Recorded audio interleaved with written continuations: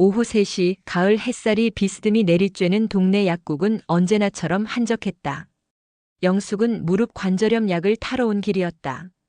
68세의 나이에도 꼿꼿한 자세를 유지하려 애쓰지만 요즘 들어 계단을 오르내릴 때마다 무릎이 욱신거렸다. 처방전을 약사에게 건네고 플라스틱 의자에 앉아 기다리는 동안 영숙은 무심코 주변을 둘러보았다.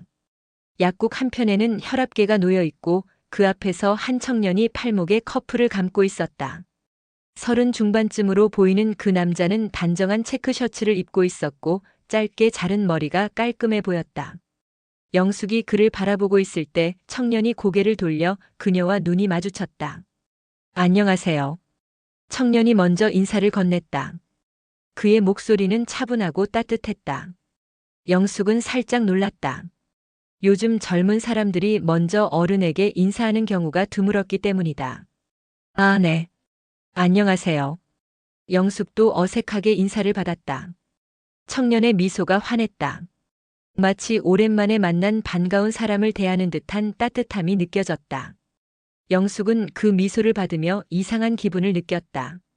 분명 처음 보는 얼굴인데 왜인지 익숙한 느낌이 들었다. 특히 그의 눈빛에서 묘한 친근감을 느꼈다. 혈압이 조금 높으시네요. 짠 음식을 줄이시고 규칙적으로 운동하시는 게 좋을 것 같아요. 약사가 청년에게 조언했다. 네, 고맙습니다. 앞으로 주의하겠습니다. 청년이 정중하게 답했다. 그의 말투에서도 교양과 예의가 느껴졌다. 영숙은 자신도 모르게 그 청년의 뒷모습을 계속 지켜보고 있었다. 그가 처방전을 받고 약을 기다리는 동안 영숙은 그의 옆 얼굴을 몰래 관찰했다. 선이 곧은 콧날, 부드러운 턱선, 그리고 무엇보다 온화한 인상이 마음을 끌었다. 어머님, 약 나왔습니다. 약사가 영숙을 불렀다. 영숙이 카운터로 다가가 약을 받으면서 옆에 있던 청년이 다시 한번 고개를 숙여 인사했다. 먼저 가보겠습니다. 건강하세요. 네, 고맙습니다. 안녕히 가세요. 영숙이 답했다. 청년이 약국을 나가는 뒷모습을 바라보며 영숙은 가슴 한편이 묘하게 두근거리는 것을 느꼈다. 단순히 젊은 남자의 예의 바른 행동에 감동한 것일까? 아니면 다른 무엇인가가 있는 것일까? 집으로 돌아가는 길에도 영숙의 마음에서는 그 청년의 미소가 떠나지 않았다. 40년 넘게 결혼 생활을 하면서 이런 식으로 낯선 남자에게 마음이 끌린 적은 없었다. 자신도 놀라웠다. 68세의 할머니가 30대 청년의 미소에 가슴이 뛴다니. 하지만 그것만이 아니었다. 그 청년의 눈빛에서 뭔가 익숙한 것을 본 것 같았다. 마치 오래전부터 알고 있던 사람의 눈빛 같았다. 누구의 눈빛이었을까? 남편 상철의 젊은 시절? 아니면 아들의? 영숙은 고개를 저었다. 너무 깊게 생각하는 것 같았다. 그날 저녁 영숙은 거울 앞에 서서 자신의 모습을 바라보았다. 주름진 얼굴과 회색 머리카락. 세월의 흔적이 역력했다. 그런 자신이 젊은 남자의 미소에 설레었다는 사실이 부끄럽기도 하고 신기하기도 했다. 하지만 무엇보다 그 청년에게서 느낀 묘한 친근감이 계속 마음에 걸렸다. 분명 처음 본 얼굴인데 왜 그렇게 익숙하게 느껴졌을까? 그 답은 며칠 후에야 충격적인 형태로 드러나게 될 것이었다. 사흘 후 영숙은 다시 약국을 찾았다. 사실 약은 충분히 남아 있었지만 혈압약을 하나 더 사야 한다는 핑계를 댔다. 마음 한편으로는 그 청년을 다시 볼 수 있을지 궁금했다. 오후 2시쯤 약국에 도착했지만 그 청년은 보이지 않았다. 영숙은 실망감을 감추며 혈압약을 샀다. 집으로 돌아가려던 참에 익숙한 목소리가 들렸다. 안녕하세요, 이상우라고 합니다. 처방전 접수 부탁드려요. 영숙은 깜짝 놀라 돌아봤다. 바로 그 청년이었다.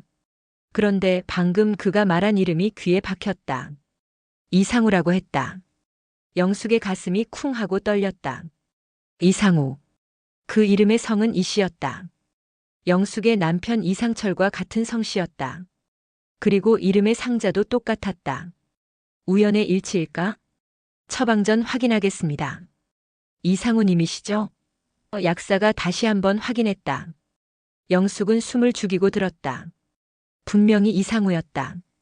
그 순간 영숙의 머릿속에 또 다른 이름이 떠올랐다. 절친한 친구 우경자의 성씨도 우씨였다. 이상우. 설마 이 이름이 남편의 성이와 친구의 성우를 합친 것일까? 영숙은 자신의 상상에 소스라쳤다. 너무 황당한 생각이었다. 하지만 한 번 떠오른 의심은 쉽게 지워지지 않았다. 어머님 괜찮으세요? 얼굴이 하얗게 질렸는데요. 이상우가 걱정스럽게 물었다. 아, 괜찮습니다. 잠깐 어지러웠을 뿐이에요. 영숙이 어색하게 웃었다. 의자에 앉으세요. 물 한 잔 드릴까요? 이상우의 배려가 각별했다. 영숙은 그의 친절에 더욱 혼란스러워했다. 왜 이렇게 자신에게 잘해주는 걸까? 그리고 왜 이렇게 친근하게 느껴지는 걸까? 고맙습니다. 정말 괜찮아요. 영숙이 손을 저었다. 이상우가 자신의 약을 받고 나가기 전에 영숙에게 다시 한번 인사했다. 건강 조심하시고 다음에 또 봬요. 그 말에서 영숙은 묘한 뉘앙스를 느꼈다. 다음에 또 봬요라는 말이 마치 꼭 다시 만날 사람에게 하는 인사 같았다. 단순한 예의가 아닌 뭔가 더 깊은 의미가 담긴 것 같았다. 집에 돌아와서도 영숙의 머릿속은 복잡했다. 이상우라는 이름이 계속 맴돌았다. 우연히 남편과 같은 성에, 친구와 같은 성의 조합일 수도 있다. 하지만 그 청년에게서 느낀 묘한 친근감과 함께 생각하니 단순한 우연으로만 치부하기 어려웠다. 영숙은 남편 상철의 젊은 시절 사진을 꺼내봤다. 30년 전 사진 속의 상철과 이상우의 얼굴을 머릿속에서 비교해봤다. 어딘지 모르게 비슷한 구석이 있는 것 같았다. 특히 눈매가 비슷했다. 그리고 친구 경자를 생각했다. 40년 넘게 절친으로 지낸 우경자. 그녀에게 아들이 있다는 이야기를 들은 적이 있었다. 하지만 자세한 이야기는 들어본 적이 없었다. 경자는 늘 가족 이야기를 하기를 꺼려했다. 영숙은 불안한 마음을 달래려고 했지만 자꾸만 이상한 생각들이 머리를 스쳤다. 설마 남편과 경자 사이에 뭔가가 있었던 것은 아닐까? 그리고 이상우가 그 결과물인 것은 아닐까? 하지만 곧 고개를 저었다. 너무 드라마틱한 상상이었다. 현실에서 그런 일이 일어날 리 없다고 생각했다.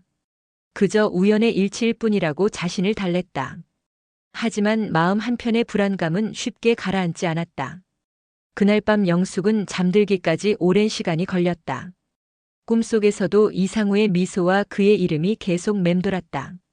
며칠 후 저녁 시간 영숙과 남편 상철은 평소와 같이 식탁에 마주 앉았다. 된장찌개와 생선구이 그리고 몇 가지 반찬이 소박하게 차려진 상차림이었다.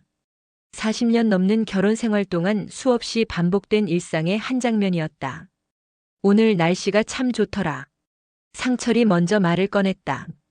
평소보다 말수가 적었던 영숙을 의식한 듯 했다. 그랬나? 영숙이 시큰둥하게 답했다. 사실 며칠 전부터 마음이 무겁고 복잡해서 남편과의 대화가 부담스러웠다. 상철은 69세의 나이에도 건강한 편이었다. 평생 공무원으로 일하다 정년 퇴직한 후 집에서 소소한 취미 생활을 하며 지내고 있었다. 영숙과는 중매로 만나 결혼한 사이였지만 큰 탈 없이 평범한 부부 생활을 이어왔다. 약국에 다녀왔다고 했지? 무릎은 어때? 상철이 걱정스럽게 물었다. 좀 나아진 것 같아. 영숙이 대답하면서 마음속으로 용기를 내었다. 며칠 전부터 머릿속을 떠나지 않는 의문을 풀어보고 싶었다. 그런데 여보. 영숙이 조심스럽게 말을 꺼냈다. 약국에서 이상한 일이 있었어. 무슨 일? 상철이 생선을 발라먹으며 물었다. 젊은 남자 하나를 만났는데 이름이 참 특이하더라고. 영숙이 남편의 반응을 살폈다. 이름이 뭔데? 이상우라고 하던데. 영숙이 넌지시 말했다. 그 순간 상철의 손이 미세하게 떨렸다. 그가 들고 있던 숟가락이 그릇에 부딪히며 딸랑 소리가 났다. 영숙은 그 모습을 놓치지 않았다. 이상우? 상철이 되물었다. 목소리에 약간의 떨림이 있었다. 응. 성이 당신과 같은 이시더라고. 그래서 혹시 친척인가 싶어서. 영숙이 더 자세히 관찰했다. 상철은 잠시 침묵했다. 그리고 억지로 평정을 찾으려는 듯 목을 가다듬었다. 이 씨가 흔한 성씨잖아. 그냥 우연이겠지. 하지만 영숙은 남편의 표정 변화를 놓치지 않았다. 분명히 뭔가 아는 것이 있다는 느낌이었다. 그런데 그 청년이 참 예의 바르더라고. 나한테 먼저 인사도 하고. 영숙이 계속 관찰했다. 요즘 젊은 사람들이 다 그렇지 뭐. 상철이 성의 없이 답했다. 평소와 달리 음식에만 집중하려고 했다. 그런데 묘하게 낯이 익더라고. 어디선가 본 것 같은 얼굴이었어. 영숙이 한 발 더 나아갔다. 이번에는 상철이 숟가락을 완전히 떨어뜨렸다. 숟가락이 바닥에 떨어지며 큰 소리가 났다. 아, 깜짝이야. 상철이 당황하며 숟가락을 주우러 했다. 괜찮아, 내가 줄게. 영숙이 일어나면서 남편을 자세히 관찰했다. 상철의 얼굴이 평소보다 붉어져 있었고 이마에는 식은땀이 맺혀 있었다. 새 숟가락을 가져다 주며 영숙이 물었다. 여보, 혹시 몸이 아파? 얼굴이 이상해. 아니야, 괜찮아. 그냥 좀 더워서. 상철이 서둘러 답했다. 하지만 영숙은 확신했다. 남편이 뭔가를 숨기고 있다는 것을. 이상우라는 이름을 들었을 때의 반응이 너무 명확했다. 단순한 놀라움이 아니라 뭔가를 들킨 사람의 반응이었다. 그 청년 말인데 나이가 30 중반쯤 되어 보이더라고. 영숙이 마지막 시도를 해봤다. 상철은 이번에는 아무 반응을 보이지 않으려고 애썼다. 하지만 목 아래쪽으로 붉은 기가 올라오는 것을 막을 수는 없었다. 그런 사람이 있었구나. 상철이 무덤덤하게 답했지만 목소리가 평소보다 높았다. 그날 저녁 식사는 평소보다 일찍 끝났다. 상철은 좀 피곤하다며 방으로 들어갔고 영숙은 혼자 설거지를 하며 생각에 잠겼다. 분명히 남편이 뭔가를 알고 있었다. 이상우라는 이름에 대한 반응이 너무 강했다. 그리고 그 반응은 단순한 우연의 일치에 대한 놀라움이 아니었다. 뭔가 더 깊은 사연이 있다는 느낌이었다. 영숙은 설거지를 하면서 과거를 되돌아봤다. 결혼 초기 남편이 종종 늦게 들어오던 때가 있었다. 그리고 친구 경자와 자주 만나던 시절도 있었다. 당시에는 단순히 친구들과 어울리는 것이라고 생각했는데 혹시 그때 뭔가가 있었던 것일까? 영숙의 가슴이 답답해지기 시작했다. 주말 오후 영숙은 40년 지기 친구 우경자와 동네 카페에서 만났다. 둘은 한 달에 두세 번씩 만나 차를 마시며 수다를 떠는 것이 일상이었다. 경자는 영숙보다 2살 어린 66세로 여전히 정정하고 말도 많았다. 요즘 상철이는 어때? 건강하지? 경자가 아메리카노를 한 모금 마시며 물었다. 그냥 그래. 나이 든 남자들이 다 그렇듯이. 영숙이 건성으로 답했다. 사실 며칠 전부터 남편에 대한 의심이 커져서 마음이 편하지 않았다. 우리도 이제 70이 다 되어가네. 세월 참 빠르다. 경자가 감회에 젖은 목소리로 말했다. 영숙은 커피를 마시면서 경자를 유심히 관찰했다. 40년을 친구로 지냈지만 정작 경자의 사생활에 대해서는 잘 모르는 부분이 많았다. 특히 가족 이야기를 할 때면 항상 화제를 돌리곤 했다. 경자야, 영숙이 조심스럽게 말을 꺼냈다. 너 아들이 있다고 했지? 경자의 손이 잠시 멈췄다. 커피잔을 들고 있던 손에 약간의 떨림이 있었다. 왜 갑자기 그런 걸 물어? 경자가 어색하게 웃었다. 그냥. 우리가 이렇게 오래 친구인데 너희 가족 이야기를 별로 안 해서. 영숙이 답했다. 별로 할 이야기가 없어서 그랬지. 경자가 시선을 피했다. 영숙은 더 직접적으로 물어보기로 했다. 아들 이름이 뭐야? 경자가 커피잔을 탁자에 내려놓았다. 그 소리가 카페 안에 울렸다. 왜 그런 걸 갑자기? 며칠 전에 약국에서 젊은 남자를 만났는데 참 인상이 좋더라고. 혹시 너희 아들과 비슷한 나이 같아서. 영숙이 둘러서 말했다. 경자의 얼굴에 미묘한 변화가 일었다. 평소의 밝은 표정이 사라지고 뭔가 경계하는 듯한 표정이 되었다. 그 사람 이름이 뭔데? 이상우라고 하던데. 영숙이 경자의 반응을 주의 깊게 관찰했다. 그 순간 경자의 얼굴이 하얗게 변했다. 입술이 파르르 떨리기 시작했고 눈동자가 크게 흔들렸다. 이상우? 경자가 간신히 말했다. 응. 왜? 혹시 아는 사람이야? 영숙의 가슴이 빠르게 뛰기 시작했다.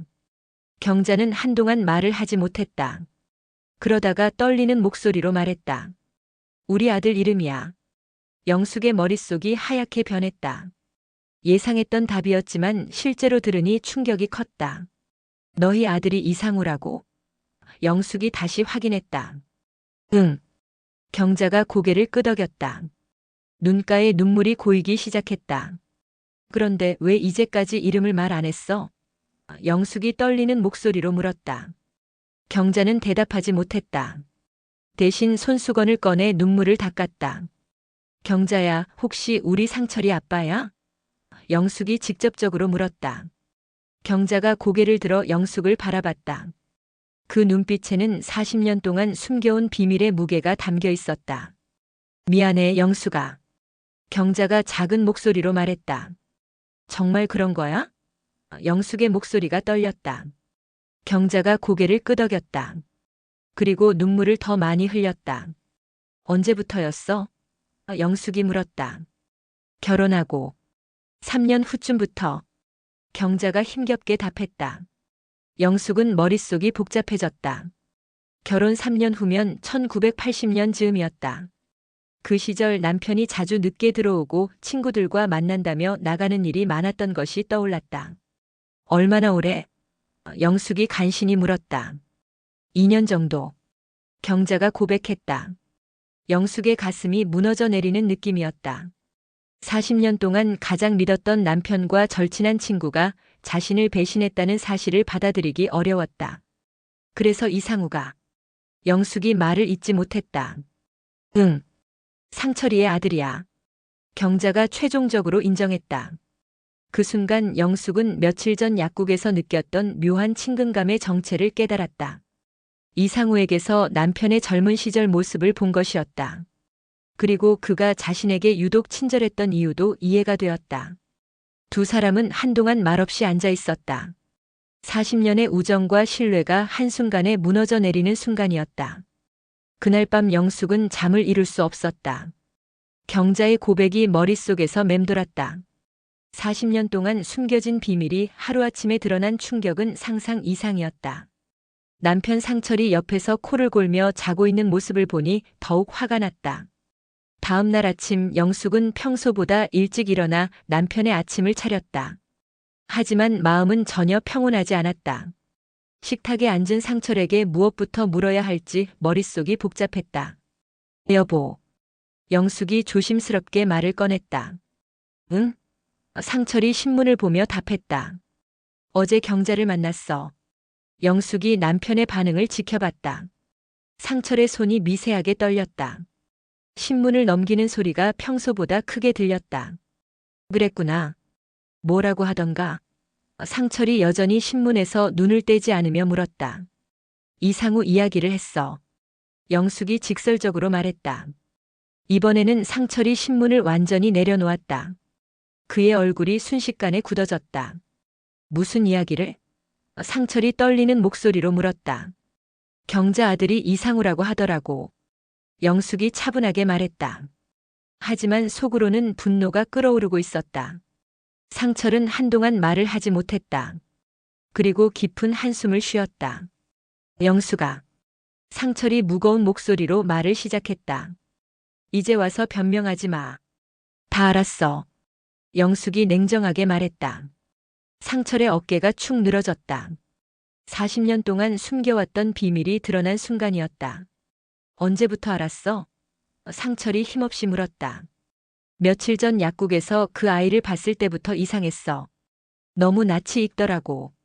그리고 내가 그 이름을 들었을 때 반응을 보니까 확신했지. 영숙이 담담하게 설명했다. 상철은 고개를 떨구고 있었다. 평생 들키지 않을 줄 알았던 비밀이 이런 식으로 발각될 줄은 꿈에도 몰랐다. 미안하다. 상철이 간신히 말했다. 미안하다고? 40년 동안 나를 속였는데? 영숙의 목소리에 분노가 섞였다. 그때는 정말 어쩔 수 없었어. 상철이 변명했다. 어쩔 수 없었다고. 결혼한 남자가 다른 여자와 관계를 맺는 게 어쩔 수 없는 일이야. 영숙이 목소리를 높였다. 상철은 대답하지 못했다. 어떤 변명을 해도 자신의 잘못을 정당화할 수 없다는 것을 알고 있었다. 경자와는 언제부터였어? 영숙이 구체적으로 물었다. 결혼하고 3년 후부터.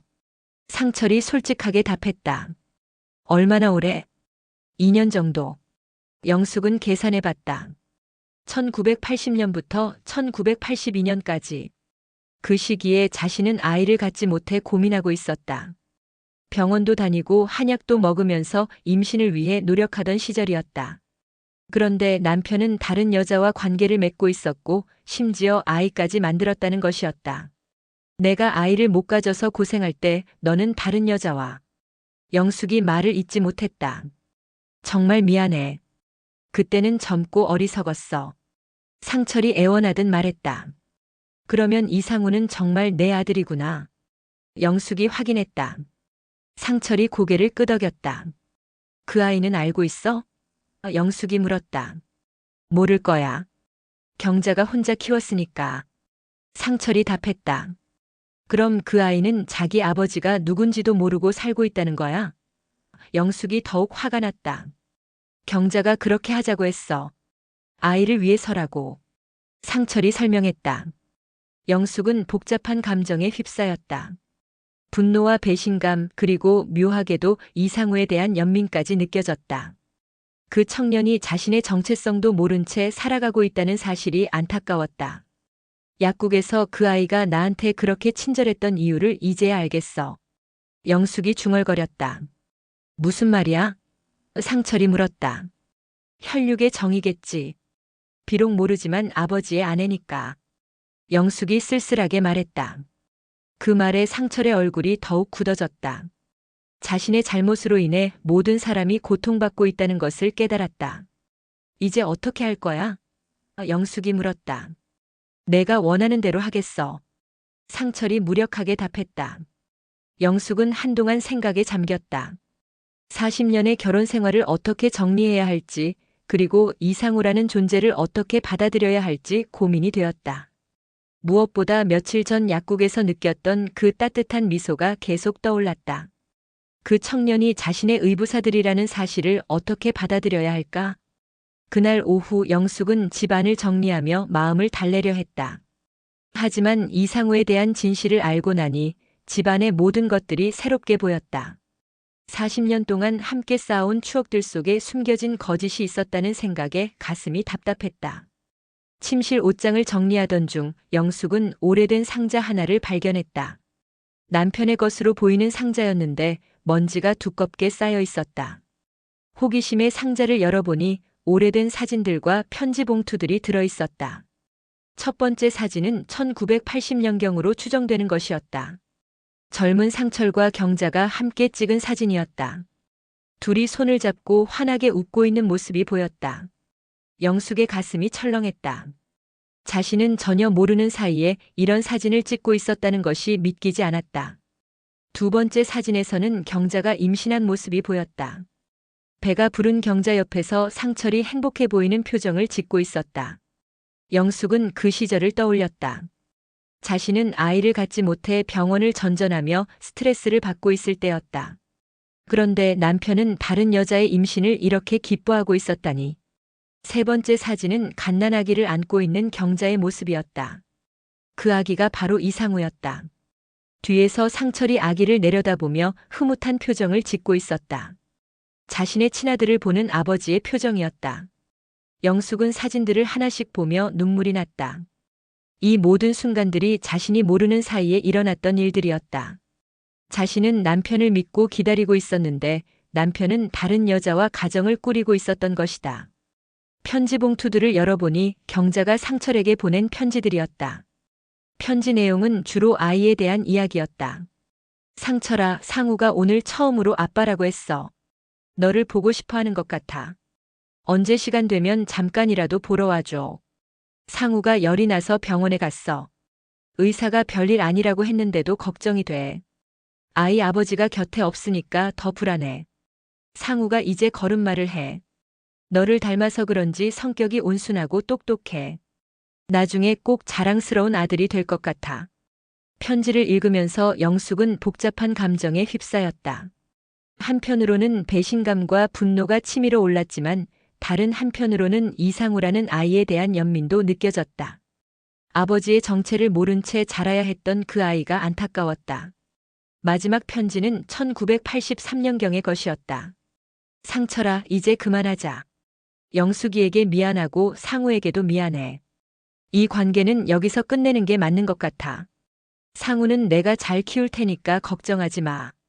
하지만 가끔은 멀리서라도 지켜봐주면 좋겠어. 영숙은 편지를 다 읽고 나서 한동안 멍하니 앉아 있었다. 2년 동안의 불륜 관계가 이렇게 정리되었던 것이다. 하지만 그 후로도 30년 넘게 경자와 친구로 지내왔다는 사실이 더욱 충격적이었다. 서랍 깊숙한 곳에서 또 다른 봉투를 발견했다. 안에는 돈이 들어있었고 메모지가 하나 있었다. 상우 학비 마이너스 매월 50만 원씩 경자에게 전달할 것. 영숙은 깨달았다. 남편이 지금까지도 이상우의 양육비를 보내고 있었다는 것을. 가계부를 다시 살펴보니 매월 일정한 금액이 용돈이라는 명목으로 빠져나가고 있었다. 자신은 그것이 남편의 개인 용돈인 줄 알았는데 실제로는 아들의 양육비였던 것이다. 영숙은 이제야 모든 퍼즐이 맞춰지는 느낌이었다. 남편의 이상한 행동들, 경자가 가족 이야기를 꺼려했던 이유, 그리고 이상우가 자신에게 보였던 묘한 친근감까지 모든 것이 설명되었다. 하지만 가장 충격적인 것은 이 모든 일들이 자신의 일상 속에 자연스럽게 스며들어 있었다는 사실이었다. 40년 동안 매일매일 보고 지나쳤던 것들 속에 이런 비밀이 숨어 있었다니. 영숙은 사진들과 편지들을 다시 상자에 넣었다. 하지만 이제 더 이상 모른 척할 수는 없었다. 진실을 알고 나니 새로운 결정을 내려야 할 때가 온 것 같았다. 그날 저녁 상철이 집에 돌아왔을 때 영숙은 식탁 위에 사진들을 놓아두었다. 상철은 사진들을 보자마자 얼굴이 하얗게 변했다. 이건 어디서? 상철이 떨리는 목소리로 물었다. 당신 옷장에서 찾았어. 40년 동안 숨겨뒀구나. 영숙이 차분하게 말했다. 상철은 더 이상 변명할 수 없다는 것을 깨달았다. 모든 증거가 드러난 상황이었다. 이제 정말로 끝이구나. 영숙이 중얼거렸다. 3일 후 영숙은 중대한 결정을 내렸다. 모든 당사자들을 한자리에 불러 모으기로 한 것이다. 더 이상 숨기고 회피할 수는 없었다. 40년 동안 감춰진 진실을 모두가 직면해야 할 때가 왔다고 생각했다. 영숙은 먼저 경자에게 전화를 걸었다. 경자야, 내일 오후 3시에 우리 집으로 와. 상철이도 있을 거고 이상우도 불러. 영숙아, 그럴 필요 없어. 우리끼리 해결하자. 경자가 당황하며 말했다. 아니야. 이제 모든 걸 정리해야 해. 특히 이상우는 자기 정체성을 알 권리가 있어. 영숙이 단호하게 말했다. 하지만 그 아이가 상처받을 수도 있어. 경자가 걱정했다. 30년 넘게 숨겨온 게 더 큰 상처 아닐까? 이제 그만해. 영숙이 단호했다. 경자는 더 이상 반대할 수 없었다. 결국 이상우에게 연락하기로 했다. 다음 날 오후 영숙은 거실을 정리하고 차를 준비했다. 마음은 무겁고 복잡했지만 이 일을 끝내야 한다는 의지로 버텼다. 오후 3시 정각 경자와 이상우가 함께 도착했다. 이상우는 어머니의 부탁으로 온 것이지만 무슨 일인지 모르겠다는 표정이었다. 안녕하세요. 이상우가 정중하게 인사했다. 며칠 전 약국에서 본 그 따뜻한 미소였다. 어서 와. 앉아. 영숙이 자리를 안내했다. 상철은 이미 소파에 앉아 있었는데 얼굴이 창백했다. 이상우를 본 순간 복잡한 표정을 지었다. 어머니, 여기는 어떻게 된 곳인가요? 이상우가 경자에게 작은 목소리로 물었다. 곧 알게 될 거야. 경자가 힘들어하며 답했다. 영숙은 모든 사람이 자리에 앉은 것을 확인하고 말을 시작했다. 오늘 여러분을 모신 이유는 40년 동안 숨겨진 진실을 밝히기 위해서입니다. 이상우의 눈이 커졌다. 무슨 일인지 감이 오지 않았다. 이상우 씨, 영숙이 그를 직접 바라보며 말했다. 당신은 자신의 아버지가 누군지 아세요? 아버지요? 제가 어릴 때 돌아가셨다고 들었는데요. 이상우가 당황하며 답했다. 경자가 고개를 떨궜다. 아들에게 거짓말을 해온 것이 미안했다. 당신의 아버지는 여기 계십니다. 영숙이 상처를 가리켰다. 이상우는 상처를 바라봤다. 그리고 다시 영숙을 봤다. 상황을 이해하지 못하겠다는 표정이었다. 무슨 말씀이신지. 이상우가 혼란스러워했다. 이분이 제 남편 이상철이고 당신의 친아버지입니다. 영숙이 명확하게 말했다. 이상우의 얼굴이 순식간에 하얗게 변했다. 그는 어머니 경자를 바라봤다. 어머니, 이게 무슨 말이에요? 이상우가 떨리는 목소리로 물었다. 경자는 눈물을 흘리며 고개를 끄덕였다. 미안해, 상우야. 그동안 숨기고 있었어. 이상우는 충격을 받은 채로 상처를 다시 바라봤다. 30년 넘게 아버지의 존재를 모르고 살아왔는데 갑자기 눈앞에 나타난 것이었다. 그럼 저는 이상우가 말을 잇지 못했다. 당신은 이 집의 아들이기도 합니다. 영숙이 담담하게 말했다. 물론 저와는 혈연 관계가 아니지만. 상철이 처음으로 입을 열었다. 상우야. 아빠가 미안하다. 이상우는 아빠라는 단어를 들으며 더욱 혼란스러워했다. 30년 넘게 아버지 없이 살아왔는데 갑자기 아버지가 나타난 상황을 받아들이기 어려웠다. 왜 이제까지 숨기셨어요? 이상우가 울먹이며 물었다. 복잡한 사정이 있었어. 상철이 어렵게 설명을 시작했다. 아빠가 이미 결혼한 상태였고 너희 어머니와는 불륜이었다는 말씀이세요? 이상우가 직접적으로 물었다. 침묵이 흘렀다. 아무도 대답하지 못했다. 그럼 저는 불륜의 결과물이라는 거군요. 이상우의 목소리에 상처가 배어 있었다. 그런 식으로 생각하지 마. 경자가 애원하듯 말했다. 너는 소중한 우리 아들이야. 하지만 사실이잖아요. 이상우가 쓸쓸하게 말했다. 영숙은 이상우의 상처받은 모습을 보며 마음이 아팠다. 이 모든 일의 피해자는 결국 이 청년이었다. 이상우 씨, 영숙이 부드럽게 말했다. 당신은 잘못이 없어요. 어른들의 실수 때문에 고생한 거예요. 이상우가 영숙을 바라봤다. 그의 눈에는 감사함과 미안함이 동시에 담겨 있었다. 약국에서 처음 뵈었을 때부터 왜 그렇게 편안함을 느꼈는지 이제야 알겠어요. 이상우가 말했다. 혈육의 정이었나 보네요. 저도 그랬어요. 왜 그렇게 익숙한 느낌이 들었는지. 영숙이 답했다. 상철이 다시 입을 열었다. 상우야, 아빠가 정말 미안하다. 지금까지 내 곁에 있어주지 못해서. 지금 와서 미안하다고 해서 뭐가 달라져요? 이상우가 차갑게 반응했다. 거실에는 무거운 침묵이 흘렀다. 40년 동안 쌓인 거짓과 비밀이 한순간에 무너져 내리는 순간이었다. 각자의 시선이 엇갈리며 복잡한 감정들이 교차했다. 그날 밤 모든 사람이 집으로 돌아간 후 영숙은 혼자 거실에 앉아 있었다. 오늘의 대면이 가져온 충격은 상상 이상이었다. 특히 이상우의 상처받은 모습이 계속 떠올랐다. 며칠 후 영숙은 이혼을 결심했다. 40년의 결혼 생활이었지만 배신의 상처는 치유하기 어려웠다. 더 이상 상철과 함께 살아갈 자신이 없었다. 정말 이혼하려고? 상철이 마지막으로 만류했다. 네. 이제 각자의 길을 가는 게 맞는 것 같아요. 영숙이 담담하게 답했다. 그럼 집은? 당신이 가져요. 저는 작은 아파트로 이사할 거예요. 영숙이 이미 계획을 세워뒀다. 상철은 더 이상 반대할 수 없었다. 모든 것이 자신의 잘못이라는 것을 알고 있었다. 이혼 절차를 밟는 동안 영숙은 새로운 삶을 준비했다. 68세의 나이에 다시 시작하는 것이 쉽지 않았지만 자유로워진 기분이었다. 더 이상 거짓된 관계에 얽매이지 않아도 되었다. 한 달 후 영숙은 작은 아파트로 이사했다. 40년 동안 모은 살림살이를 정리하며 새로운 인생을 다짐했다. 이사한 지 일주일 후 초인종이 울렸다. 문을 열어보니 이상우가 서 있었다. 손에는 작은 꽃다발을 들고 있었다. 안녕하세요. 이사 축하드리려고 왔어요. 이상우가 환하게 웃었다.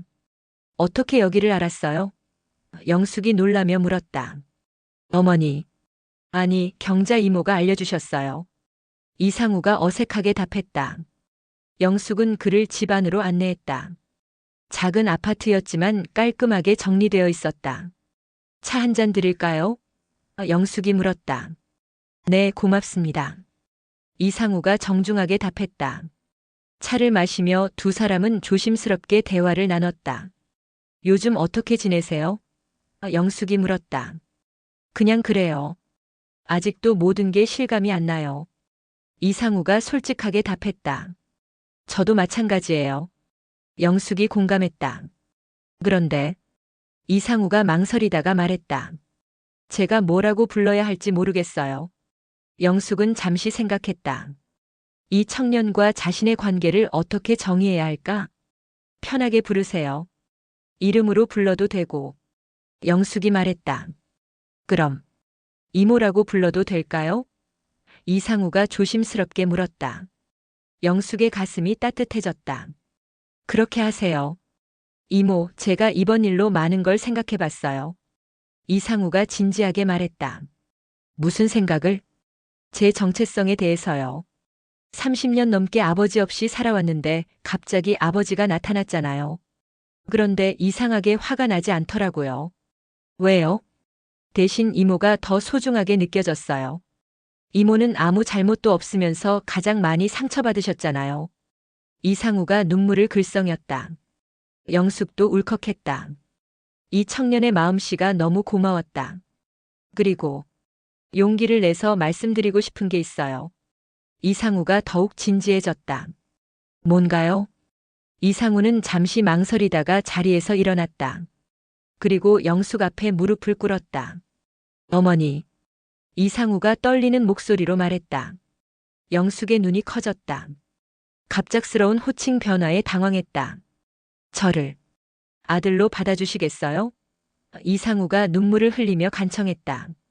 영숙은 말을 할 수 없었다. 예상치 못한 요청이었다. 혈연 관계는 없지만 제가 진짜 아들처럼 효도하겠어요. 이제까지 혼자 사셨잖아요. 저도 아버지가 없었고요. 우리가 서로에게 가족이 되면 안 될까요? 영숙의 눈에서 눈물이 흘러내렸다. 68년을 살면서 이렇게 감동받은 적이 없었다. 자신을 배신한 남편의 아들이지만 이 청년은 달랐다. 순수하고 착한 마음을 가진 사람이었다. 이상우야. 영숙이 떨리는 손으로 그의 어깨를 만졌다. 네, 어머니. 이상우가 고개를 들어 그녀를 바라봤다. 정말 괜찮겠어? 복잡한 상황인데. 영숙이 걱정했다. 괜찮아요. 오히려 제가 더 감사해요. 진짜 어머니를 만난 것 같아요. 이상우가 진심으로 말했다. 영숙은 그를 일으켜 세우고 꼭 안아주었다. 마치 30년 만에 찾은 친아들을 안는 기분이었다. 그럼 이제부터 우리가 가족이네. 영숙이 웃으며 말했다. 네, 어머니. 앞으로 자주 뵐게요. 혼자 사시면 안 되죠. 이상우가 환하게 웃었다. 그날 이후 영숙의 삶에는 새로운 희망이 생겼다. 배신의 아픔으로 시작된 이야기였지만 예상치 못한 따뜻한 가족을 얻게 된 것이다. 이상우는 약속대로 주말마다 영숙을 찾아왔다. 장을 봐주고 집안일을 도와주고 함께 산책도 했다. 정말 친아들처럼 효도했다. 어느 일요일 오후 이상우가 영숙에게 물었다. 어머니, 후회하지 않으세요? 뭘? 이혼하신 것 말이에요. 영숙은 잠시 생각했다. 전혀. 오히려 잘한 것 같아. 너 같은 좋은 아들을 얻었잖아. 저도 어머니를 만나서 정말 행복해요. 이상우가 진심으로 말했다. 그런데 내 아버지, 상철이는 어떻게 생각해? 영숙이 조심스럽게 물었다. 가끔 연락은 와요. 미안하다고 만나자고. 하지만 아직은 마음이 준비가 안 됐어요. 이상우가 솔직하게 답했다. 그래도 언젠가는 만나야 할 거야. 아무래도 친아버지니까. 영숙이 조언했다. 어머니가 괜찮다고 하시면 그때 생각해 볼게요. 이상우가 배려심 깊게 말했다. 영숙은 이 청년의 마음씨에 또 한 번 감동했다. 자신의 감정까지 배려해주는 모습이 기특했다. 계절이 바뀌고 1년이 지났다. 영숙과 이상우의 관계는 더욱 돈독해졌다. 진짜 모자지간보다 더 가까운 사이가 되었다. 어느 봄날 이상우가 특별한 소식을 가져왔다. 어머니, 저 결혼해요. 정말? 누구하고? 영숙이 기뻐하며 물었다. 제가 다니는 회사 동료예요. 착하고 예쁜 여자예요. 이상우가 수줍게 말했다. 언제 소개시켜 줄 거야? 다음 주에 데려올게요. 어머니 허락을 받아야죠. 이상우가 정중하게 말했다. 영숙의 가슴이 벅찼다. 아들의 결혼을 축복해 줄 수 있다는 것이 행복했다. 그 아이도 우리 사정을 알고 있어? 네, 다 말했어요. 처음에는 놀랐지만 지금은 이해해줘요. 이상우가 답했다. 다행이다. 좋은 며느리가 될 것 같네. 일주일 후 이상우는 예쁜 여자친구를 데려왔다. 수진이라는 이름의 20대 후반 여성이었다. 차분하고 예의 바른 모습이 마음에 들었다. 안녕하세요, 어머니. 이상우가 항상 이야기해줘서 뵙고 싶었어요. 수진이 정중하게 인사했다. 어서 와. 우리 상우가 좋은 사람을 만났구나. 영숙이 반갑게 맞았다. 그날 저녁 세 사람은 함께 식사를 하며 즐거운 시간을 보냈다. 영숙은 오랜만에 가족의 온기를 느꼈다. 결혼 준비 과정에서 영숙은 진짜 어머니처럼 도움을 주었다. 예식장 선정부터 한복 고르기까지 모든 일에 참여했다. 결혼식 날 영숙은 신랑 어머니 자리에 앉았다. 이상우가 우산을 쓰고 신부를 맞이하는 모습을 보며 눈물을 흘렸다. 기쁨의 눈물이었다. 어머니 고맙습니다. 이상우가 결혼식 후 영숙에게 인사했다. 뭘? 당연한 거지. 영숙이 웃으며 답했다. 앞으로도 계속 저희 어머니시죠? 수진도 정중하게 인사했다. 그럼. 이제 우리가 진짜 가족이야. 영숙이 두 사람을 안아주었다. 그로부터 2년 후 이상우와 수진 사이에 아기가 태어났다. 영숙은 할머니가 되었다. 어머니 손자예요. 이상우가 갓난아기를 안고 왔다. 영숙은 작은 아기를 보며 새로운 희망을 느꼈다. 이 아이는 순수한 사랑으로 태어난 생명이었다. 이름은 뭘로 지을 거야? 영숙이 물었다. 어머니가 지어주세요. 이상우가 부탁했다. 영숙은 잠시 생각하더니 말했다. 희망이라는 뜻으로 희진이 어떨까? 좋아요. 이희진. 예쁜 이름이네요. 수진이 동의했다. 영숙은 손자를 안고 있으면서 생각했다. 동네 약국에서 낯선 남자의 미소를 받았던 그날부터 시작된 이야기가 이렇게 아름답게 끝날 줄은 몰랐다. 배신과 상처로 시작되었지만 결국은 새로운 가족과 희망을 얻게 되었다. 인생은 정말 예측할 수 없는 것이었다. 70세가 된 영숙은 이제 진정한 행복을 느꼈다. 아들과 며느리 그리고 손자와 함께하는 일상이 소중했다. 과거의 아픔은 현재의 기쁨으로 승화되었다. 어느 저녁 이상우가 말했다.